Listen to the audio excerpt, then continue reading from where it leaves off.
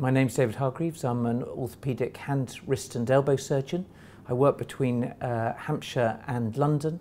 I've developed an interest not just in the ordinary problems of the hand which are most common, but also the very most complex problems as well. In the hand, wrist and elbow, we have developed specialist problems with instability, which is an area I have a particular international reputation for.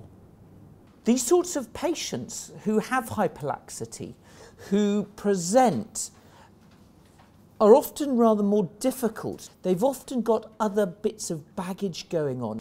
I think that they often have multiple problems with many joints. And they've always had these hyperlax joints. But for some reason, many of them suddenly start to become symptomatic for some reason that we don't really fully understand. They've always had laxity, and the laxity has been there from the word go, but it's only as they start to become symptomatic do we really understand this concept of instability. Laxity is very, very common. Instability is really relatively rare. The fact that they complain of their joint that goes backwards or their wrist that goes wobbly. And it's not uncommon that actually when you look into it, that they say, yes, it was after I had a little minor fall and something happened. I went to casualty and they said, oh, guess what? I think I've got a scaphoid fracture. So they put me into a plaster. And then after they came out of plaster, they started to have a wobbly wrist or other joint problems. And it's this fascinating concept that actually during that period of immobilization, it may be something happened cortically to the firing for the coordination of those muscles that were needed to coordinate their otherwise potentially unstable wrist or unstable joint, which before they were always able to control. But something has happened to lead to some misfiring of those appropriate muscles. And that is why it's all really rather tricky. It's almost always occurred on the background of a generalised joint laxity, as far as I'm concerned, in the upper limb, with particularly certain types of instability. The types of instability that I see that are related to hyperlaxity problems, particularly, there's a specific type of instability in the wrist called MidCarpal instability that we're going to talk about. I'm also going to just briefly mention a little bit about Swan Necks and the thumb, because the thumb is so important because it needs to be a stable post. So let's just go back to this idea of carpal instability, wobbly wrists. Most people with carpal instability we understand to be all that scapholunate ligament stuff, when the scaphoid and the lunate or the lunotriquetral ligaments rupture. Those are the ligaments between the bones of one row. However, one can have instability between the two rows, and that is what we call a non-dissociative type of instability, and that is what happens in the lax patients. That is what we call midcarpal instability.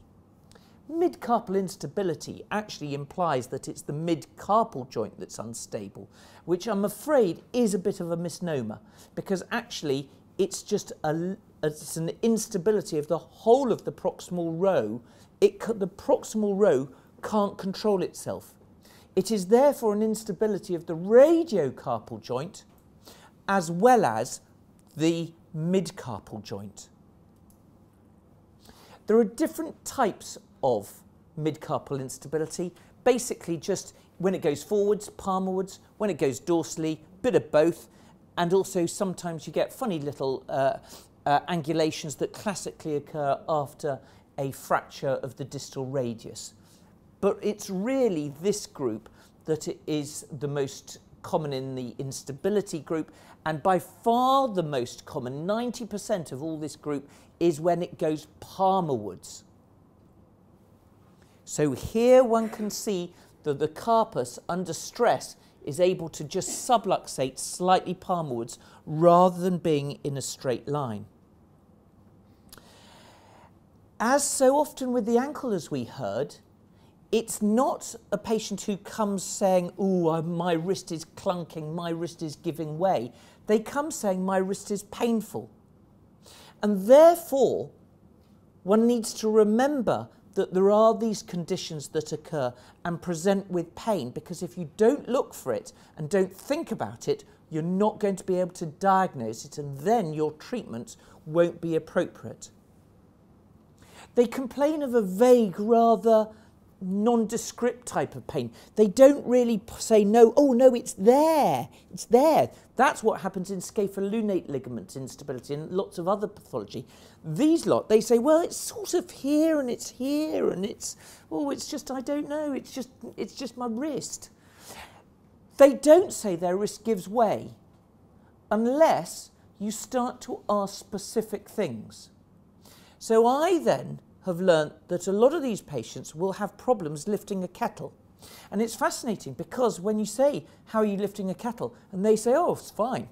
And they mean that when they lift it's fine, but actually if you then specifically say, "But what's it like when you pour it?" and they say, "Oh no, I can't do that." And that's when it starts to be, and then they say, "Oh no, I always have to put a second hand on it." You're right, it is a problem. And you say, "Well, why is that?" And they say, "Well, it's just going to give way on me and it'll start to collapse." And it's interesting because they then start to say that it'll give way, but actually they always before said, "No, my wrist doesn't give way." It's interesting. You actually have to start probing to be able to get this history out. It's fascinating because some of the patients will get a clunk. And this condition is associated with the clunking wrist. But actually very, very few of these patients actually do get a true clunk. But the clunk and the giving way only occurs really with the pronated forearm and slight ulnar deviation. That's the position that the carpus is at its weakest. And that's when the muscles of the ECU are unable to actively control the wrist so well. And so therefore it's those sorts of, and it's classically therefore as you pour the kettle, there it goes into pronation and ulnar deviation, which is why that's a problem.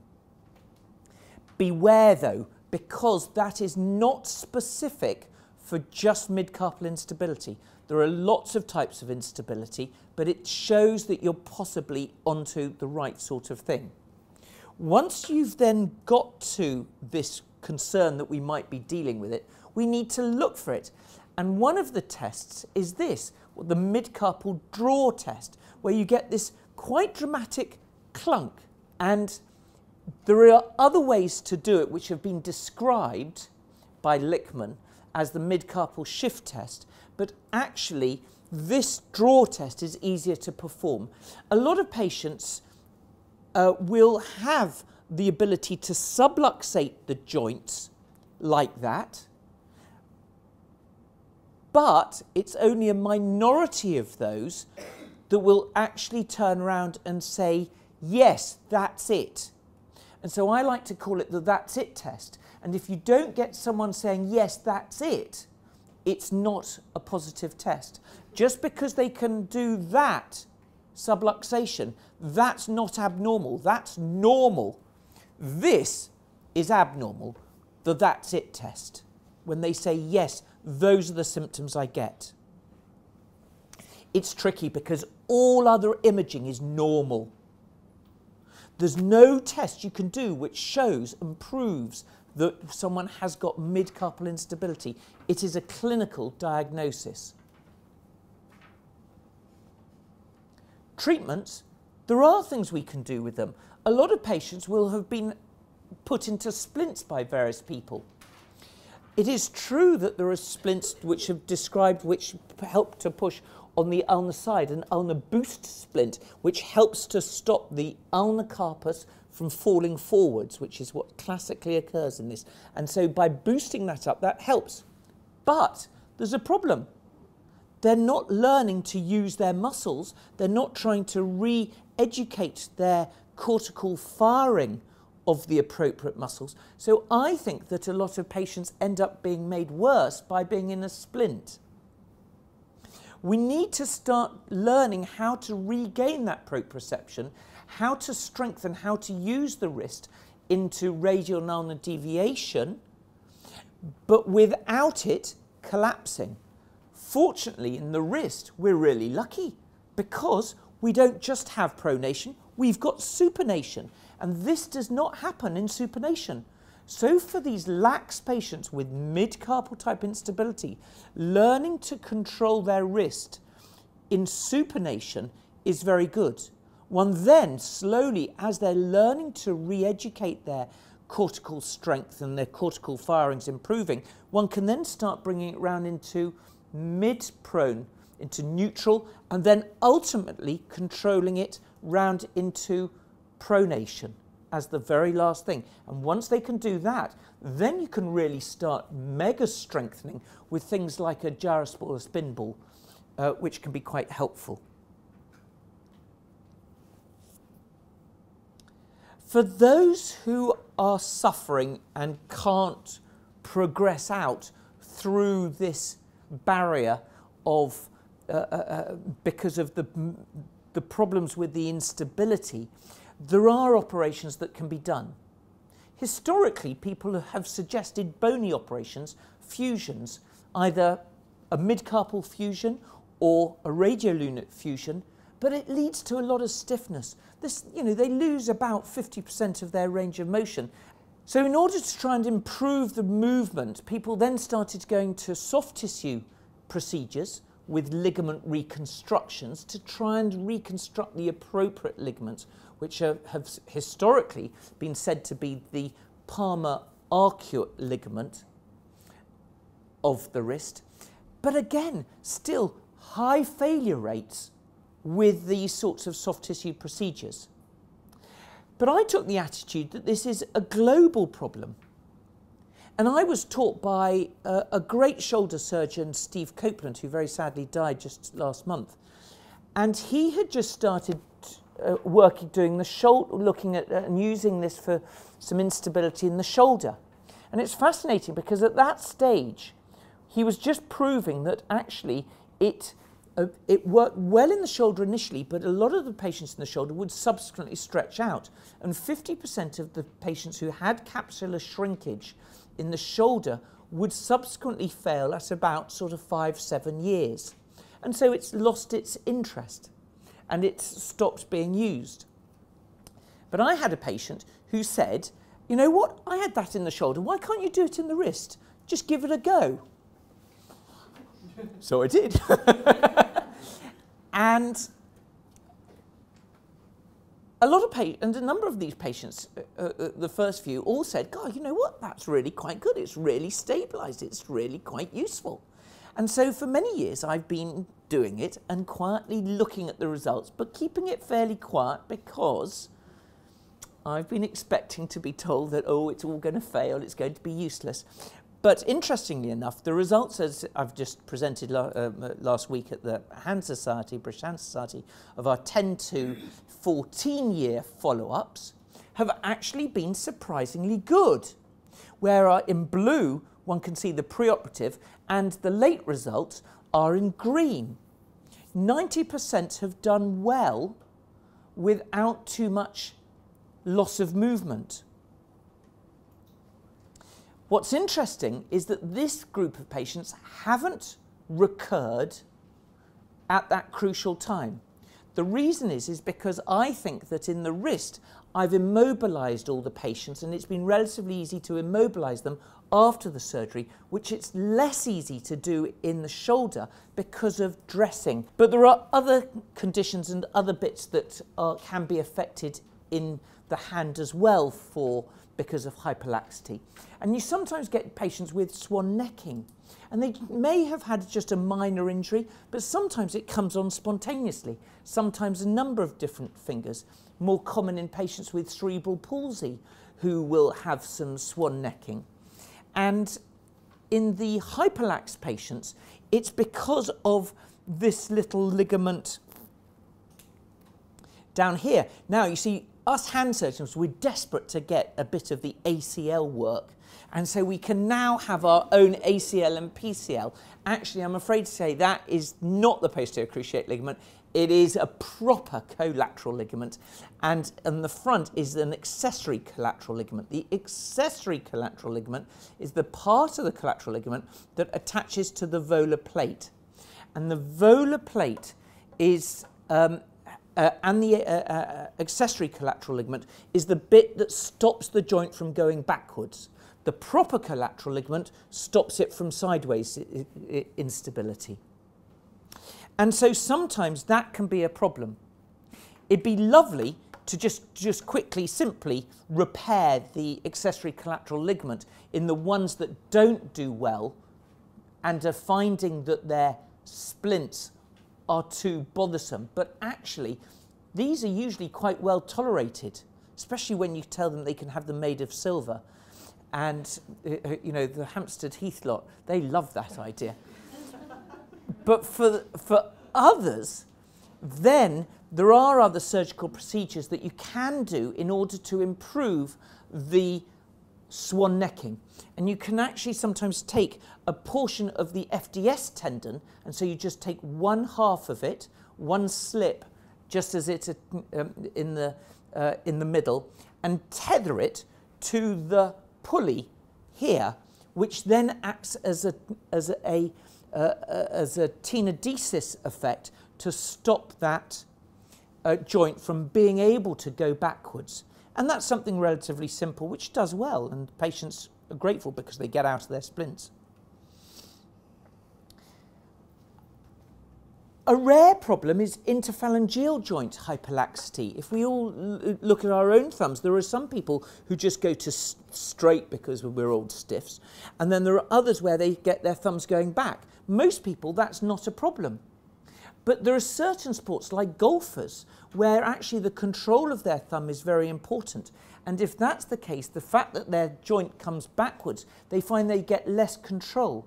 And so there are things, and there aren't splints or anything like that that work for these sorts of things. But there are surgical procedures where you can use the little sesamoid bone, which can just be tethered with an anchor down to the edge of the bone in a rather nice procedure, which I think was first described by a bloke called Hargreaves or something.